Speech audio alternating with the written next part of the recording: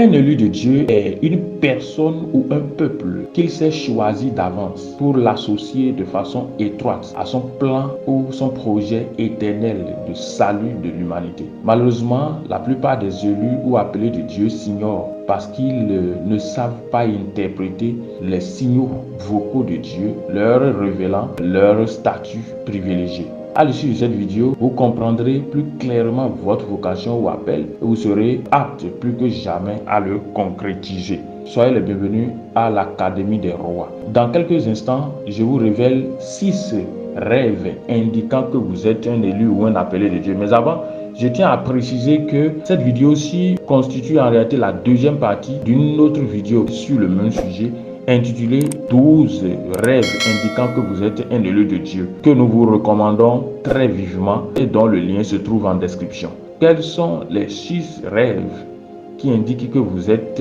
un élu de Dieu? Premièrement, lorsque vous entendez une voix dans votre songe. Vous connaissez l'histoire de Samuel qui a été un prophète très célèbre, mais c'est par la voix de Dieu qu'il a été appelé au ministère. Alors qu'il dormait à côté de l'arche de l'Éternel, il a entendu une voix qu'il a appelée à plusieurs reprises. Il a dû se rapprocher de son maître pour savoir si c'était lui qui l'appelait. Le maître lui a dit non. Quand il a insisté, il est venu à plusieurs reprises voir le maître. À un moment donné, le maître a dit, c'est l'Éternel qui t'appelle. S'il t'appelle désormais, dis-lui, ton serviteur écoute. C'est ainsi que la même nuit, on appelle sa vocation en tant que prophète lui a été déclinée.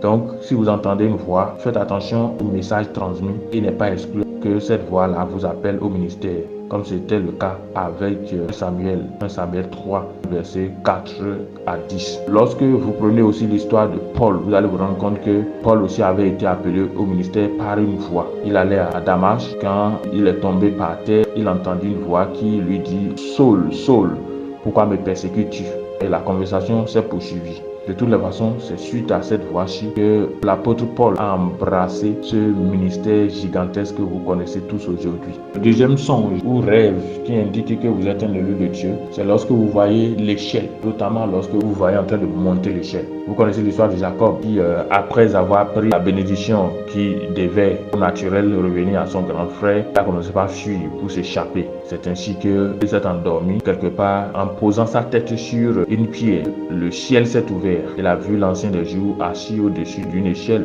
qui touchait les cieux et la terre. Et les anges de l'Éternel montaient et descendaient à cette échelle-là. C'est ainsi qu'il a découvert sa destinée parce que c'est la même nuit que Dieu lui a révélé qu'il devrait devenir celui qui devrait poursuivre son alliance qu'il avait scellée avec son grand-père Abraham. C'est suite à cette échelle-là qu'il a eu cette mission. Vous prenez Jean le révélateur, la Bible dit « Monte ici, je te ferai voir ce qui doit arriver dans la suite ». Lorsque vous voyez l'échelle ou les escaliers ou alors l'ascenseur et vous allez dans le sens de la montée, il n'est pas exclu qu'on soit en train de vous appeler à une responsabilité. Soit vous recevez l'appel ou alors vous entrez dans une dimension plus grande de votre appel.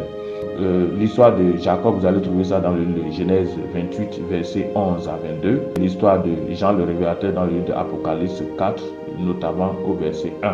Lorsque vous voyez en train de porter plutôt une clé, la clé symbolise la responsabilité. Lorsqu'on vous remet une clé dans un songe, ça symbolise la responsabilité. Donc indirectement l'appel ou une nouvelle dimension de votre propre appel. Si vous avez déjà reçu un appel clair, vous entrez dans une nouvelle dimension. Si vous n'en avez pas reçu, c'est-à-dire que vous avez été appelé. Eliakim avait été appelé. En ce jour-là, j'appellerai mon serviteur Eliakim, fils de Ikija. Je mettrai sur son épaule la clé de la maison de David. Quand il ouvrira, nul ne fermera. Quand il fermera, nul n'ouvrira. N'oubliez pas que Dieu dit qu'il appelle son serviteur Eliakim.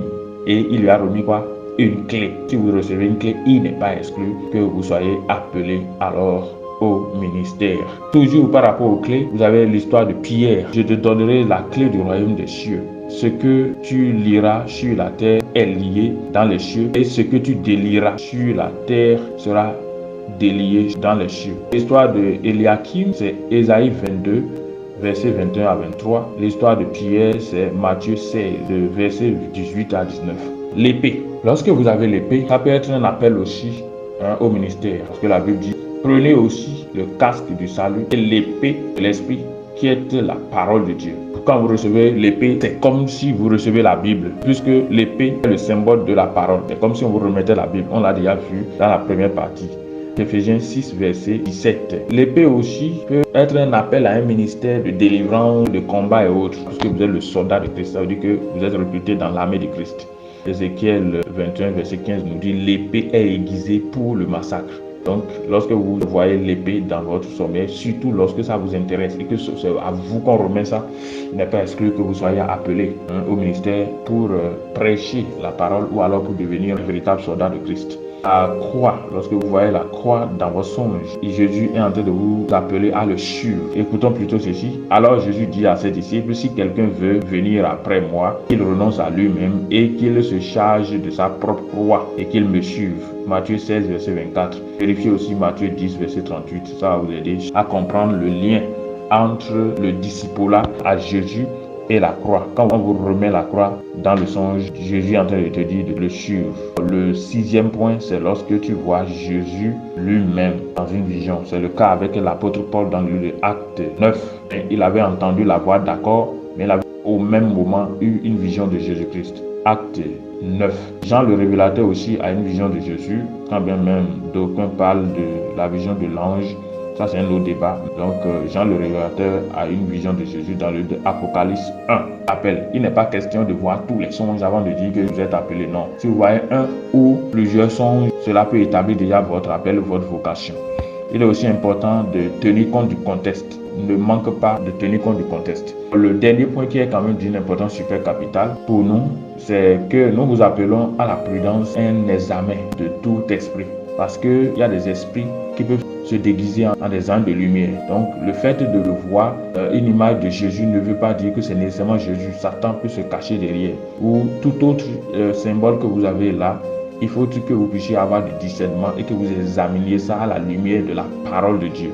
Sinon, l'ennemi peut vous flouter. Je profite de cette occasion-là pour vous appeler à être prudent. Si vous êtes un élu de Dieu, soyez prudent aux enseignements auxquels vous êtes exposés. Parce que j'ai écouté plusieurs enseignements et je vous dis, il y en a qui sont plutôt des apôtres de Satan, qui ne sont pas de Dieu. Et je vous préviens avec tout l'amour, soyez prudent et faites preuve d'examen et de discernement. Puisque la Bible dit, bien-aimés, n'ajoutez pas foi à tout esprit, mais éprouvez les esprits pour savoir s'ils sont de Dieu, car plusieurs faux prophètes sont venus dans le monde. Et la Bible nous révèle que Satan se comporte comme un ange de lumière, ainsi que ses ministres.